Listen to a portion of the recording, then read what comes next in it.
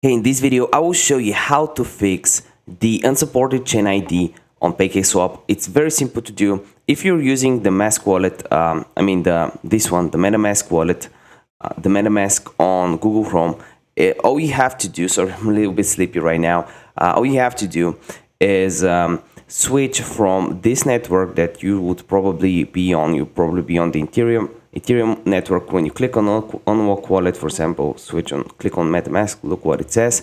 So now to actually fix it, you have to connect to a smart chain one, and to connect it, all you gotta do is type in Google Binance Smart Network MetaMask, and go to the Binance Academy, and you can find it here. You can find the settings, and you need to click on add new one here. Let me show you.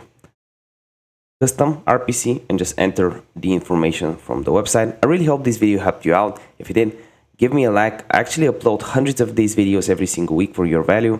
So see you in the next one. Bye.